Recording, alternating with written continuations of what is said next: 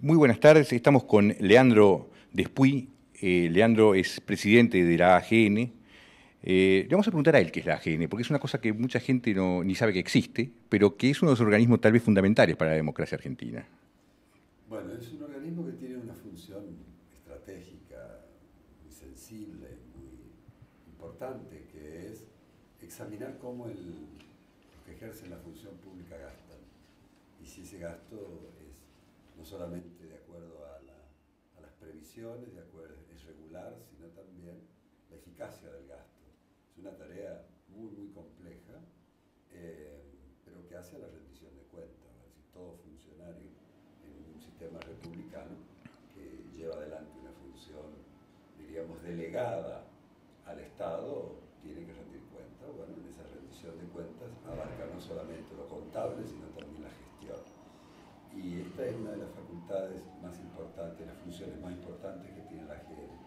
Claro, dicho como, digamos, de una manera un tanto académica, puede parecer no tan perceptible ni tan cercano a los intereses de la gente, pero nosotros auditamos la ejecución del presupuesto, vale decir, todo lo que en cierta manera el Congreso aprueba y luego verifica si realmente se ha ejecutado como Es se decir, que, debe. perdón, ustedes hacen la investigación de algún detalle concreto de cómo se gastó un dinero. Si encuentran alguna situación que no es correcta o les parece que no es correcta, ¿ustedes cómo es el procedimiento después? Bueno, en el caso de que descubramos de que algo es incorrecto, lo señalamos. Y si ese señalamiento tiene el carácter de una desviación, de un comportamiento que no constituye una irregularidad susceptible de ser investigada por la justicia, lo señalamos como una observación crítica.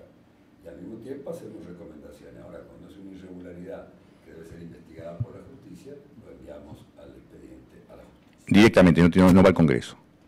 Directamente a la justicia. Lo que pasa es que el resultado de nuestro trabajo, que son los informes de auditoría, sí los mandamos al Congreso. Y aquí viene una doble actividad. Enviamos al Congreso para su consideración.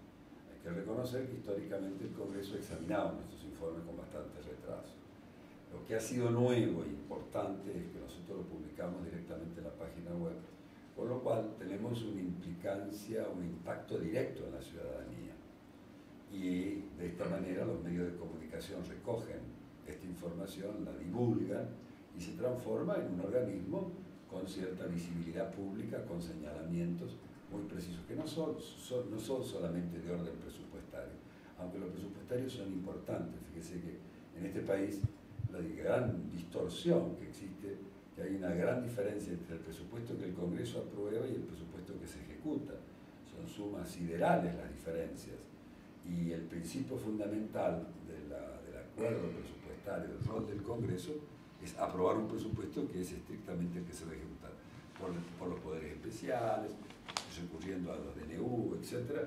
Lo cierto es que hay una enorme discrecionalidad en la aplicación de los fondos por parte del Ejecutivo, y esto es algo que nosotros hacemos como señalamiento. Pero aparte de eso, cuando vemos irregularidades de orden contable, etc., imagínense, nosotros auditamos todas las empresas de Estado, auditamos los entes binacionales, auditamos el ANSES, auditamos todas las jurisdicciones, todo lo que es federal, recursos del Tesoro, son auditorías. ¿Y los entes reguladores, por ejemplo, de telefónicas también son regulados por ustedes? Mire, nosotros sí auditamos en general a todos los entes reguladores, y debemos decir que lo que auditamos es el desempeño, es decir, cómo el ente regulador o de control ha realizado la tarea, ha ejercido la tarea de control primario que ejerce sobre la licenciataria o la concesionaria. Más concretamente, cómo una empresa que tiene una licitación en una telefónica o en un corredor vial, en una obra de infraestructura, etc., o realiza una labor en materia de espectro radioeléctrico. Entonces nosotros tratamos de decir, desarrollamos labores de auditoría para ver cómo esa entidad ha cumplido su rol. Y eso es lo que nos permite ver si efectivamente la empresa ha cumplido o no con las obligaciones. Lo que nosotros comprobamos son dos cosas, entrando en materia, porque no solamente decía presupuestaria, sino también entramos en lo que hace a los servicios públicos en particular. ¿Y qué hemos verificado? Que generalmente hay notorios y reiterados incumplimientos por parte de muchas de las licenciatarias o concesionarias. En segundo lugar, que los entes reguladores funcionan muy mal. Yo le diría que hasta pésimo. ¿Qué significa funcionan mal, concretamente? No ejercen el control. En este país es un país que prácticamente la sanción es inexistente, no tenemos un mecanismo, el Estado es muy vulnerable, el que viola las normas, el que causa, diríamos, daños económicos al Estado, el que incumple con sus obligaciones en la prestación de los servicios, el Estado no se dota ni tampoco tiene vocación de poder reencauzar, y esto a través de señalamientos, de controles y de sanciones.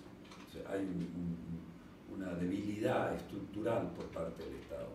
Fíjese, ¿y dónde me dirá en qué áreas?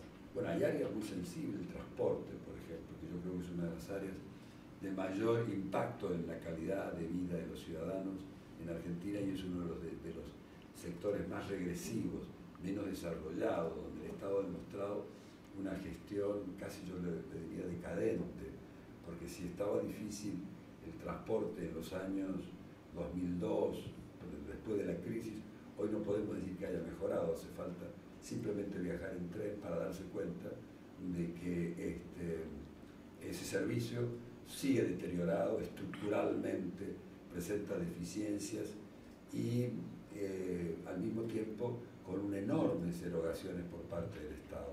Fíjense que el tema de subsidios es uno de los sectores que has recibido constante, permanentemente, diríamos, los fondos y los subsidios. Usted me dirá, pero ¿por qué me habla de cuestiones de orden estructural? Y son de orden estructural porque usted ve que no porque el Estado aporte, la calidad del servicio mejora. Porque entonces ahí viene una pregunta y se dice, pero ¿cómo aporta el Estado a través de los subsidios? ¿Y qué pasa con los subsidios? Una parte se aplica al mantenimiento, al funcionamiento, son gastos operativos, pero no gastos de inversión que puedan garantizar que dentro de 2 años el ferrocarril va a estar mejor, cuando en realidad la garantía que usted tiene es que lo más probable es que esté peor con este sistema. ¿Cuál es la magnitud de esos aportes, por ejemplo, al ferrocarril? ¿Es mayor a lo que se hacía en la época de cuando todavía el ferrocarril era más grande y era estatal? Muy superior. Digamos, estamos hablando, claro, en términos relativos, $1 millón, $1 millón de pesos de aquella época hoy son comparables a cientos de millones. Estamos hablando de cifras, pero yo diría que un porcentaje muy importante de los fondos a través de subsidios se canalizan en general el transporte. Entonces decía, pero cuando usted le pregunta a un empresario, pero señores, ¿cuál es la razón por la cual la calidad del servicio no mejora? Dice, no, nosotros recibimos subsidios para operar, a veces no para tanto, seguir andando. Para seguir andando. Y por otra parte dice, bueno, pero ¿cómo voy a aplicarlo, voy a mejorar el servicio? Si yo mejoro el servicio no recibo el subsidio. Entonces, de esta manera, con la forma en que el subsidio se está aplicando en la Argentina, en el sector del transporte, usted puede decir que lo que se ha generado es una cultura del incumplimiento, porque con el subsidio lo que se está fomentando es el incumplimiento y no una inversión transformadora del servicio. Aquí tiene un ejemplo, y al mismo tiempo la ausencia de sanciones. Nosotros hemos planteado en muchas oportunidades la necesidad de la rescisión de muchas de las concesiones como consecuencia del altísimo nivel de incumplimiento por parte de los sectores licenciatarios o concesionarios. Y la verdad es que en definitiva se ha mantenido y solamente se han recibido cuando ya la situación era totalmente imposible ya se transformaba en algo inmanejable, situación en la cual, y se han encontrado remedios que en el fondo tampoco son garantías. Por ejemplo, el caso de ferrocarriles, nosotros hemos planteado la necesidad de la rescisión de San Martín y en su momento y del Roca. Después de mucho tiempo, recién se procedió a la rescisión. ¿Pero qué se hizo? Se le concedió, se hizo una concesionaria, una operatoria con otras empresas que también son prestatarias de ese servicio, pero sobre las cuales nosotros habíamos hecho observaciones similares, o tan graves como las propia empresa. Que se saca a una porque es mala y se agrega otras que a sabiendas. Se concede a otras con un sistema un tanto de responsabilidad más colectivo, se socializa, pero no se cambia estructuralmente las condiciones de la prestación de servicio. Prácticamente el Estado tiene ya los ferrocarriles, en el sentido de que aun cuando hace concesiones, son concesiones sobre todo operativas, en donde el que pone los fondos es el Estado. El Estado. Ahora, esto, digamos, ¿cómo hacemos el control? Y hacemos el control para verificar quién incumplió, cómo se incumplió. Cumplimos de alguna manera el rol que tendrían que haber cumplido los entes reguladores. ¿Y qué pasa con los entes reguladores? Los entes reguladores fueron concebidos originariamente cuando el proceso de privatización acelerado y salvaje que se desarrolló en la Argentina tenía mecanismos de regulación, como en cualquier lugar del mundo, para, diríamos, verificar estos cumplimientos o incumplimientos. Pero como la Argentina se hizo de una manera tan salvaje, por decreto generalmente y no por ley, entonces cada entidad, cada sector que se privatizaba, se creaba un organismo, por decreto, un organismo de control. Y esos organismos de control o de regulación fueron sufriendo transformaciones en el tiempo y se transformaron prácticamente en apéndices del Ejecutivo, sin que se sometieran, por ejemplo, a concursos, diríamos, como existe, como los dos casos de la ley lo exigen, y aún en los casos en los cuales la propia ley, como en el ENRE, que establece que deben ser convocados y elegidos por mecanismos que garanticen eficiencia, criterio, siempre han sido organismos donde no se ha cumplido este requisito, y sí se los ha intervenido, y ha sido el interventor, generalmente un apéndice del Ejecutivo, el que ha llevado a cabo esa tarea de control, que generalmente la ha hecho mal. Y fíjese que no es que un organismo, en general casi todos la han hecho mal. Yo diría, usted me dice, recuérdeme uno que lo haga bien, y yo le digo, a la luz de los informes de auditoría, no recuerdo alguno en este momento, y por algo debe ser, ¿no? Y bueno, pero tampoco hay políticas que lo digan, bueno, estamos en este momento subsanando este déficit y vamos a crear o establecer mecanismos de control y regulación más cercanos en cada una de las entidades concesionarias o licitarias.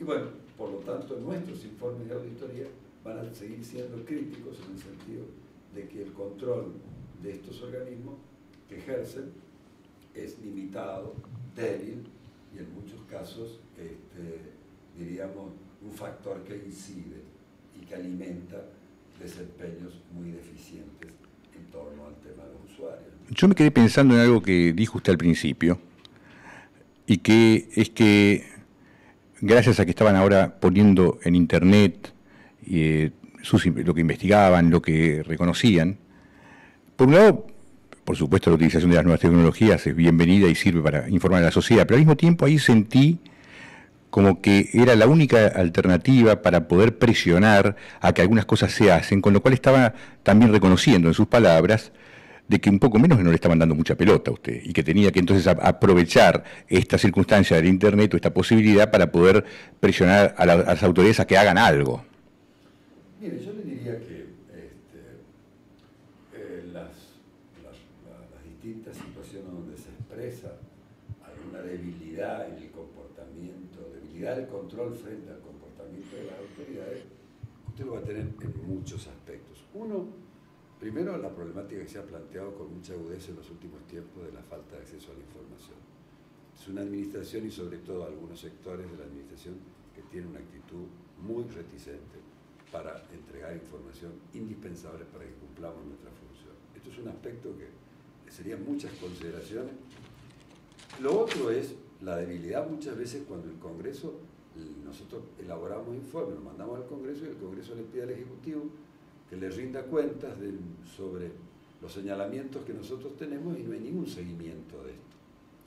En tercer lugar, a veces el propio Congreso, y esto ha acontecido con mucha frecuencia, toma los informes de auditoría, pero no puede transformarlos en un instrumento de debate y de análisis por parte del Congreso. Fíjese que hay más o menos unos 10 informes de la auditoría sobre los corredores viales, donde hay aspectos muy críticos, muy útiles para el Parlamento, que tiene muchas veces que aprobar algunas concesiones, algunos debates sobre replanteos en materia de los corredores viales, en materia de las rutas, y sin embargo no se puede tratar. Y durante el año pasado hubo por lo menos 6 meses donde estuvo en agenda este tema, que le digo que hubiera sido muy importante para el Congreso, para la ciudadanía. Entonces, en medio de ese contexto, usted me dirá a mí, bueno, ahí es donde toma tanto valor que los informes que redactan nuestra línea, nuestros expertos, nuestros auditores, nosotros tenemos cuadros muy buenos, con experiencia de 20, 30 años, técnicos que finalmente logran traducir en informes con la participación, obviamente nuestra, de los auditores que tenemos dirección en el propio organismo, a producir informes que luego, al ser conocidos por la ciudadanía, tienen un impacto. Y ese impacto es el mayor impacto, debemos reconocer, tiene mucho más impacto que nosotros podamos elaborar un informe y subirlo a la página web y que los medios de comunicación, en este caso programas como el suyo y otros, lo recojan y lo traduzcan a la ciudadanía, y la ciudadanía y las organizaciones no gubernamentales de la sociedad civil puedan leer ahí información muy directa, muy clave sobre cuestiones que atañen a la sociedad y que interesan en general a la ciudadanía. Esto hace de que se socializa esa información, tenga un impacto en la medida también en que muchos de los usuarios, consumidores, licenciatarios, etcétera, participen activamente en la exigencia del cumplimiento de nuestras recomendaciones, con lo cual ya no somos solamente nosotros los que, el organismo técnico que va al Congreso y le dice mire lo que está pasando, sino ya es la propia ciudadanía que lo hace propio.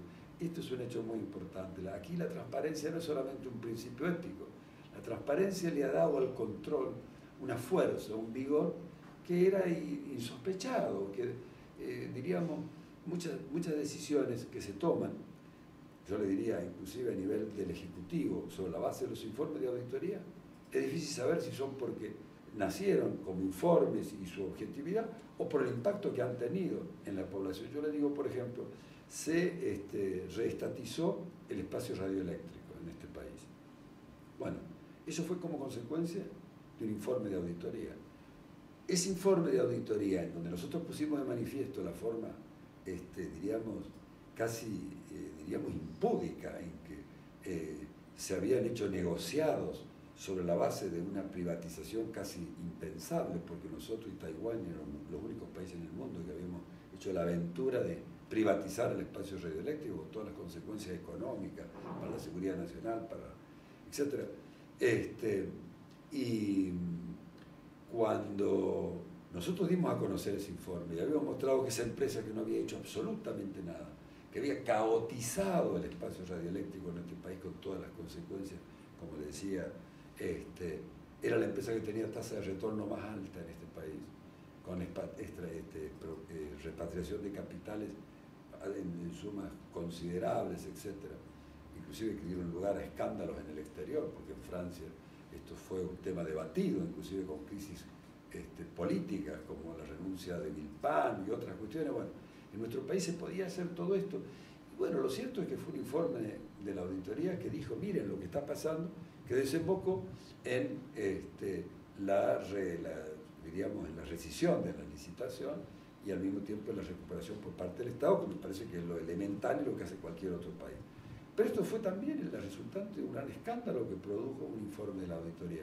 Usted me dirá, bueno, yo quiero creer, quiero pensar que si no hubiera habido ese escándalo, el solo hecho de que hiciéramos el informe, hubiera motivado las medidas que tomaron y que algunas de las disposiciones que se han adoptado en materia de ferrocarriles y otros usos de los recursos también se hubieran tomado con el solo señalamiento. Pero yo le puedo decir que me siento mucho más seguro. Cuando a mi informe de auditoría lo sostiene, lo reclama la ciudadanía, que cuando lo transformo en un informe técnico que lo mando al Congreso, pues no tengo ninguna garantía si eso se va a discutir al año, a los 2 años o a los 3 años. Y yo le pregunto a usted si me lo van a tratar dentro de 4 o 5 años. ¿Qué importancia tiene que yo haga un buen informe sobre el espacio radioeléctrico o sobre el correo, como hicimos, si hubiéramos tenido que esperar 4 o 5 años? Lo importante es que se hagan los informes oportunamente. Entonces, esto de la transparencia tiene una enorme importancia. ¿Por qué? Porque permite también que haya una relación entre lo que nosotros vemos, la gravedad de las cosas que nosotros vemos, la socialización de lo que nosotros vemos y la necesidad social de que se tomen medidas. Entonces, ahí le estoy dando algunos ejemplos de la... Perdón, se está cortando, lo que hice no se escuchó lo último. ¿Vos? Se corta el audio. No se corta. A ver, prueba, ¿vos estás escuchando? Sí, yo estoy escuchando bárbaro desde acá, por eso yo no me di cuenta. Acá se cortó 2 o 3 veces. ¿De dónde estás vos? Yo estoy en la página de Houston. No, eso no tiene mucho que ver. ¿Para qué vamos a parar más? Los segundos. Sí, para unos segundos. No, pero eso no es un problema de micrófono. Si a vos te llega bien, ¿no? No es un problema de micrófono, es un problema, sí, lo único que está pasando es que No, me está... parece que es del sí. No, lo que está pasando es que a vos te está bajando lento, pero eso no significa nada, después se junta solo. Hay que seguir. Bueno, sigamos.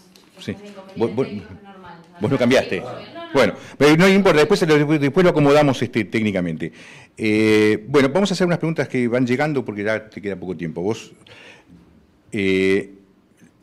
la cuenca Matanza y lo mal invertido, ¿cómo es el tema ese? Yo creo que nosotros hemos realizado varios informes sobre el tema de Matanza Riachuelo.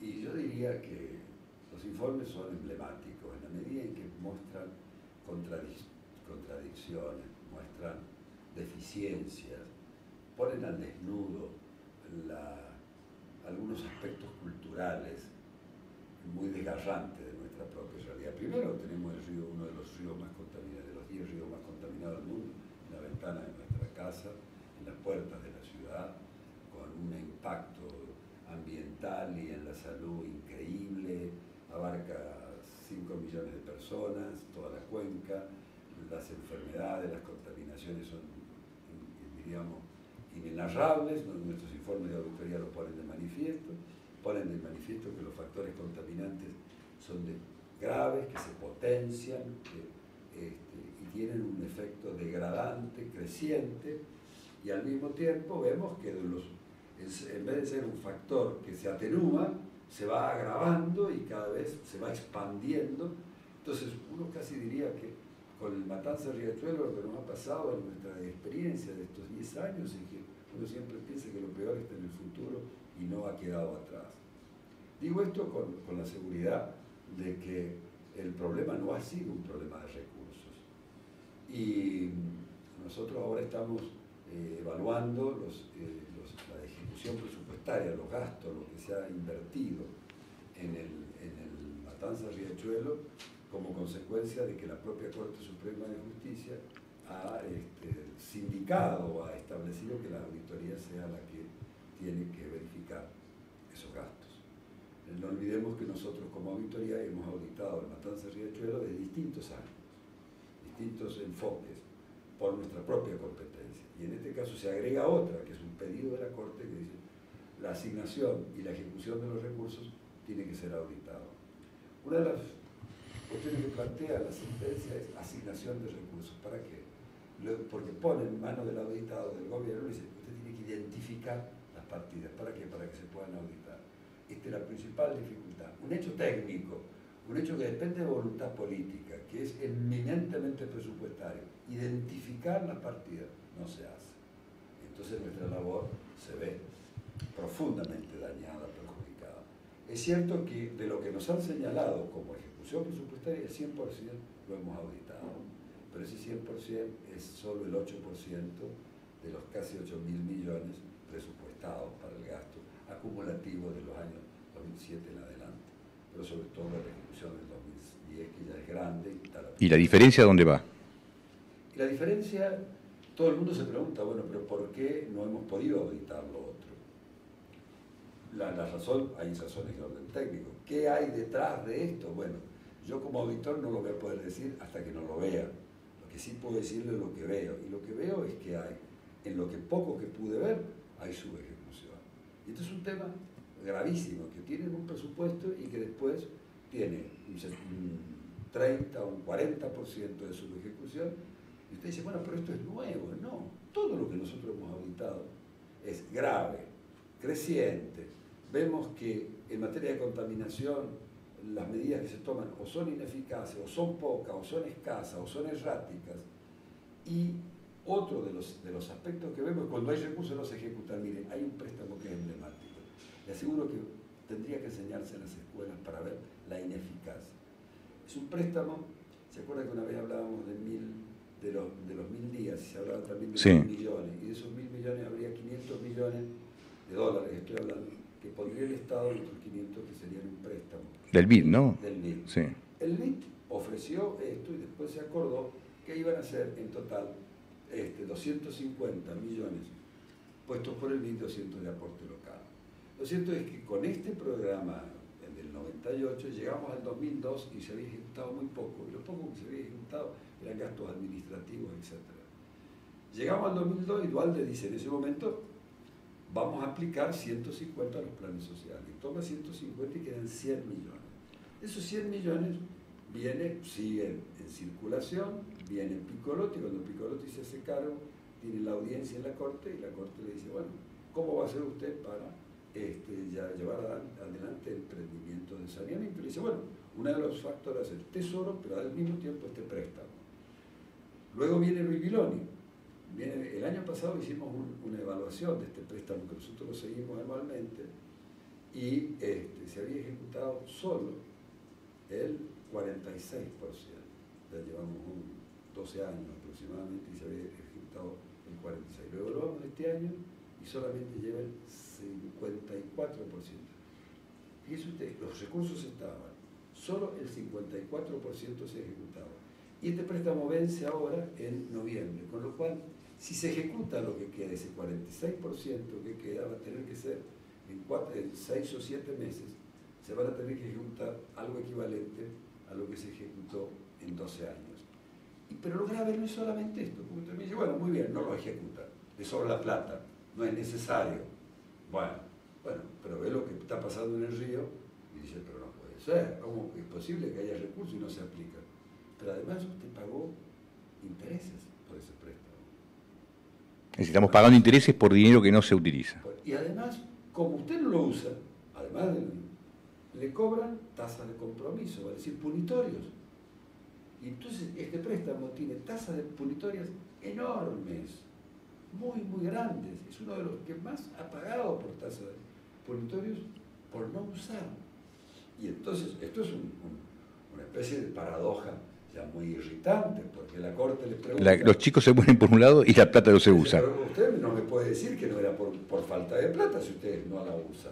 Bueno, estas son de las cosas más graves que solamente en Argentina puede pasar, porque yo no creo que en otro país puedan registrarse anormalidades equivalentes. Y bueno, tampoco hay garantía. Ahora el país el Estado ha pedido 800 millones al Banco Mundial.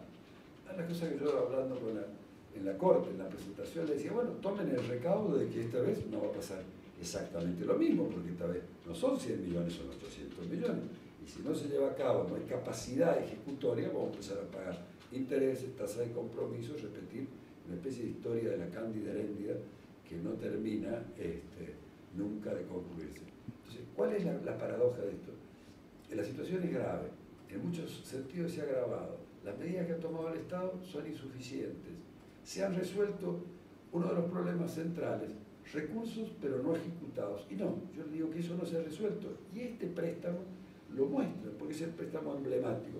Otro de los grandes problemas que presenta la cuenca, y lo hemos dicho desde el comienzo, es el fraccionamiento jurisdiccional. Cada una de las jurisdicciones tiene una especie de ejecución autónoma, la tenía sobre todo.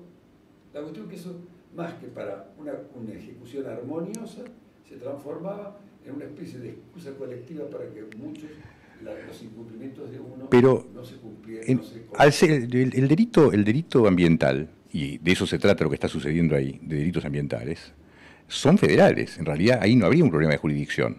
Es decir, una Corte Federal podría actuar existiendo el delito ambiental. Yo creo que la sentencia de la Corte es muy interesante, porque es la que primero trata de hacer realidad un derecho de orden constitucional que aparece entre digamos, en la reforma constitucional como los intereses colectivos, los derechos colectivos, los intereses que se llaman difusos, pero son muy concretos en el fondo, que abarcan a un sector indeterminado de la población. Entonces, que pueden ser ejercidos de manera particular, pero que encontraban dificultades para que la justicia los aceptara como tal. Aquí en este caso la Corte le ha dicho, este es un derecho constitucional. Claramente, cuando el Estado no cumple y se producen estas violaciones, actúa la justicia exigiéndole el cumplimiento. En esto hay un paso importante. Y además le ha dicho, usted me tiene que presentar a mí la forma en que usted va a llevar a cabo este cumplimiento. Y además le voy a controlar el cumplimiento, voy a poner a un juez y le voy a pedir a un órgano de control que ejecute, que mejor dicho, que controle esa ejecución. En eso yo le diría que hay un gran progreso. Donde no hemos verificado un gran progreso es que si bien la ley que crea la CUMAR intenta, por lo menos el propósito, articular entre las jurisdicciones que son la nación, en gran medida la responsable, porque el 85% de la ejecución presupuestaria, y después usted va a tener la provincia con un porcentaje mucho menor y la ciudad con un poco superior al de la provincia. Pero también tiene las jurisdicciones municipales, etc. Este articulado es lo que nosotros le planteábamos desde el principio, como la resolución de este problema era básico, porque a nivel, por ejemplo, de sanciones y de multa, nosotros llegamos a hablar, y recordando aquella tristemente célebre frase que era zona liberada, era realmente, usted veía en las zonas aledañas ribereñas, ¿no es cierto?, donde en materia de fuentes cloacales, de fuentes o de los desechos tóxicos, etcétera, de las fábricas, era prácticamente una zona liberada. Esto aparentemente hoy ha habido medidas, pero todavía no están suficientemente articuladas y hemos podido verificar todo el impacto que han tenido a nivel ambiental. El informe del Defensor del Pueblo es bastante preocupante a ese nivel, por la ineficacia, por la ausencia de medidas, etc. Así que no estamos frente. Y en la audiencia fue muy gráfica, yo le puedo decir, fue un hecho muy triste lo que pasó ahí. Ustedes vieron las jurisdicciones, no todas, pero yo le diría la nacional, en un escenario muy triste porque las respuestas eran equívocas, imprecisas, sin ninguna convicción. Las preguntas denotaban que los progresos prácticamente, las respuestas no tenían nada para ofrecer creíble y ni tampoco no tenían una oferta hacia el futuro que pudiera entusiasmar o calmar la inquietud no solamente de la Corte, sino también de todas las organizaciones de la sociedad civil. Aquí hay nosotros no hemos auditado, por ejemplo, la gestión de MUSI. Esperamos que, ya es un hombre que se ha mostrado bastante abierto al diálogo, esperamos que haya algo que uno pueda decir, bueno, a partir de ahora podemos decir que comenzó un proceso reversivo. Esto no lo hemos verificado, lo esperamos, luchamos para eso, por eso es que auditamos con tanto empeño.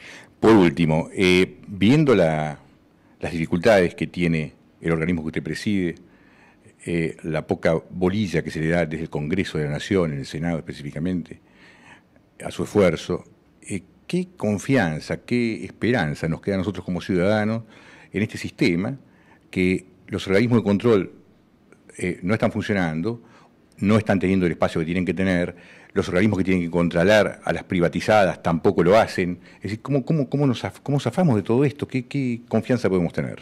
Bueno, yo le diría que no todo está perdido y de alguna manera mi presencia y mi continuidad en la AGN pretende atestiguarlo.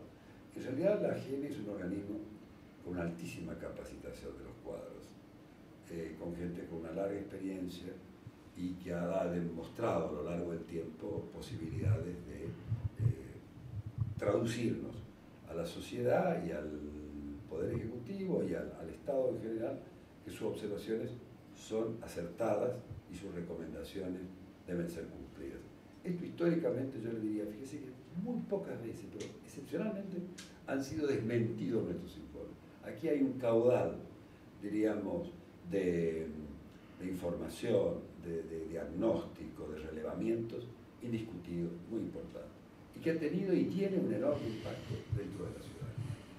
La circunstancia es que el Congreso muchas veces no haya atendido debidamente nuestras observaciones y haya abierto un debate, ha sido de alguna manera compensado por la riqueza con que la sociedad civil recoge y los medios de comunicación lo traducen.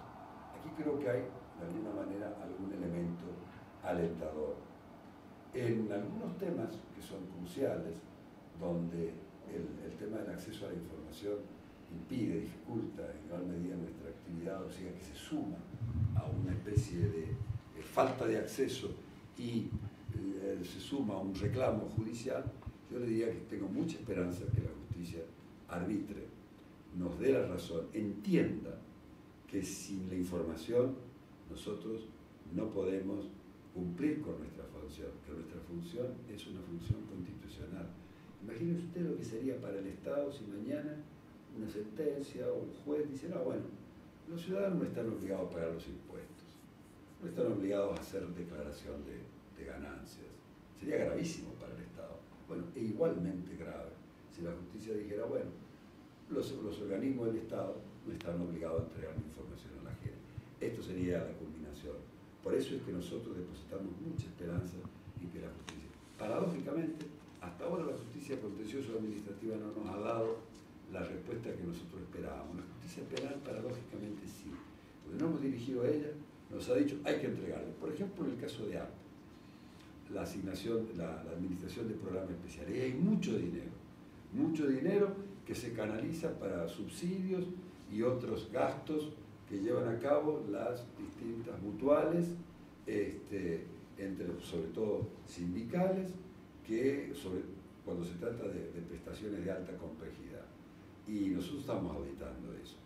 Y encontramos dificultades y nos decían, no, los bancos de datos ustedes no lo pueden consultar, fuimos a la justicia penal le entregan o los allanamos. Y ahora podemos hacer el cruzamiento de datos. Ese cruzamiento de datos es decisivo para cumplir nuestra función, y nuestra función va a ser determinar si realmente los troqueles son legales, son auténticos o son falsificados, si realmente las prestaciones se hicieron o no se hicieron, si se utilizaron nombres falsos, cuántas implicancias tuvo, hay mucho dinero comprometido, dónde fue ese dinero sucio que se pudo generar. En fin, nosotros no prejuzgamos, simplemente queremos tener acceso y lo vamos a tener y vamos a hacer informes de auditoría y ustedes van a recoger nuestros informes de auditoría.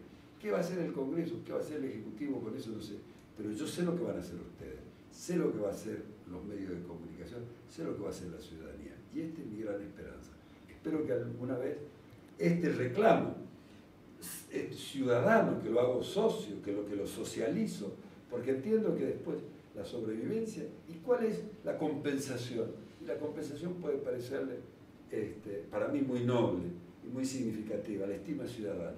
Cada vez la gente más ve a nuestros auditores, ve lo que estamos haciendo, nos anima, nos alienta, nos trae información y en fin, nos transformamos en socios, nos hemos vuelto más ciudadanos, ya no hay tanta distancia entre el control y la ciudadanía, la gente entiende que lo que estamos haciendo tiene mucho que ver con la defensa de sus intereses y bueno, en esta experiencia donde hemos dejado de ser tan técnicos y tan en una, diríamos, seguir manteniendo nuestro carácter rigor científico de nuestros informes, nos hemos acercado, nos ha obligado a acercarnos a la población y bueno, esperemos que también el Estado tome nota de eso, los funcionarios lo hagan, que ustedes nos ayudan mucho. Leandro, conociéndolo y escuchándolo, tengo un poco más de esperanza ahora que antes. Le agradezco. Muchas gracias por venir. Muchas gracias a ustedes y esto es una oportunidad para todos.